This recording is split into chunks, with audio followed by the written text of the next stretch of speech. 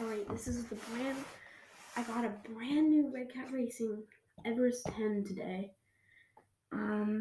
This is my first time ever owning a Redcat Racing before in my life, and I've never ever owned a rock crawler either. And so, yeah. Right now, all I can see is a bunch of brass parts. I've ran this that was my first time running it, and it runs pretty well. It climbed up my stairs pretty dang well. It was pretty good. It has beadlock tires that I really, really like, and the body, I don't know, you can't see from the camera, but the body is so detailed, it's ridiculous.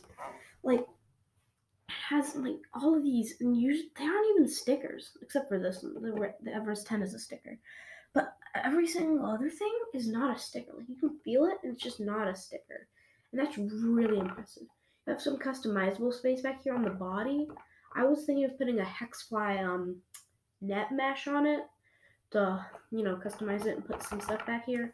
Granted, it won't be a lot of stuff, like maybe an extra NIM battery, but not a lot.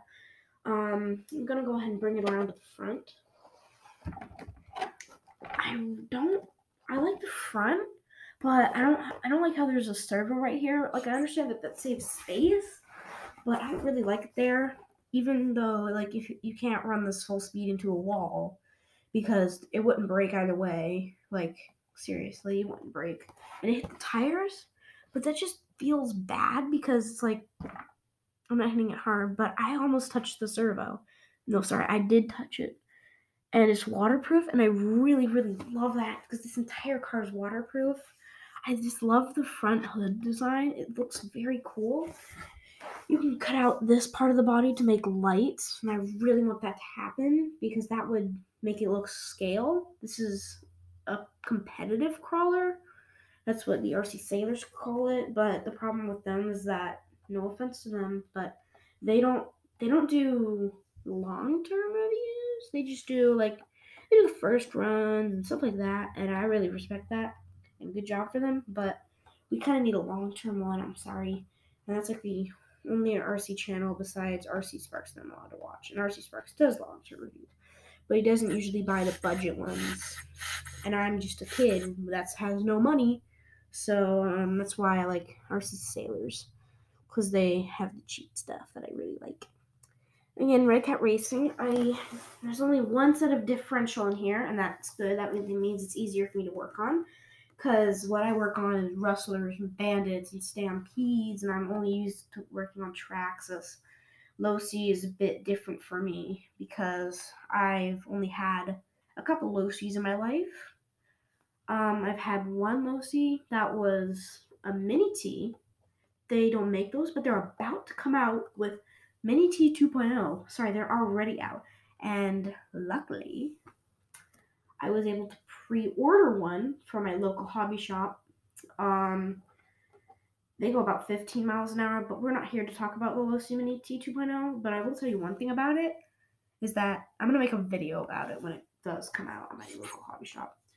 One thing that I really like about this thing is that just all the brass parts in it not only makes it look durable, but it feels durable. And I haven't scratched it yet, and that's kind of impressive for me because I'm a good driver, but I don't want to say I'm good because then people will just say, "Oh, he's bad, but he says he's good," and I'm probably not really good because I only drive stadium trucks and short course trucks. I've never owned a rock crawler in my life, so take this with a grain of salt.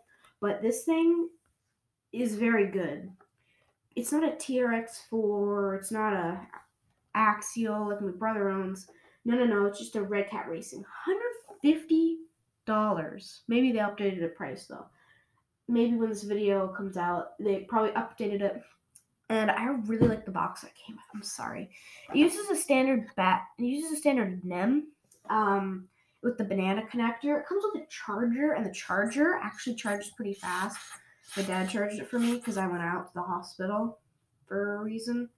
And he charged it, and he said it only took like 15 to 20 minutes. So that's impressive because we have a primal RC charger that charges like this. And he said, wow, that's good. So, yeah. The suspension on this, I don't know what normal suspension is because I'm dumb, but I think this is really good. Let's take the body open. One thing that I don't like about the body is that there's body pins coming out from the sides. I don't know if that's a standard issue or something, or like that is for all rock crawlers, but it's not on the TRX4 because I've seen TRX4s. They look good and they are awesome. I love them. TRX4s are amazing. Anyway, this is the inside of the body. Just want to show you that. The outside of the body looks good because now I can show you the front. Anyway, let's get into the parts. These are Hexfly parts, which is one of Redcat Racing's companies. Yeah, that's pretty cool. You have everything exposed and everything's waterproof. You have the waterproof ESC. Let me show you that. Waterproof Hexfly ESC back there. That one does not come on like that. You have to stick it on. You have your standard on-off switch, which I hate. I don't like on-off switches because that reminds me of the vintage wrestlers, and I didn't like the vintage wrestlers, though I have a vintage wrestler, so this is just a confusing day for me, so Anyway, it comes with a NIM battery with a banana connector, the standard one. It's pretty cheap. Here's the battery. It's 2000 mAh, 7.2 volts NIM. Here it is. It's from Hexfly. Normal. You can buy these for pretty cheap. They're like $10, and I really like that. Here's the battery tray. It's plastic. I don't want to bend that because that's bad. They have a huge freaking spur gear in here. That's probably to make it better so it doesn't do stuff. Like, I don't know if you can see that. Oh, yeah, you can see it. Spur gear back there. And the pinion gears on the underside. I just still can't get over how huge the spur gear is and how little the pinion is. It has a metal sway bar, I want to call it, but it's not. And I drove it up our stairs, and this thing has amazing articulation. Look at that. I'm not forcefully doing this. This is just easy on the shocks. This is awesome. It's really good. Like, all the parts are metal, and it's only $150. I'm gonna have to cut that. It's obviously brand new, so here's the antenna. Luckily, it doesn't go through the body because I would have hated that.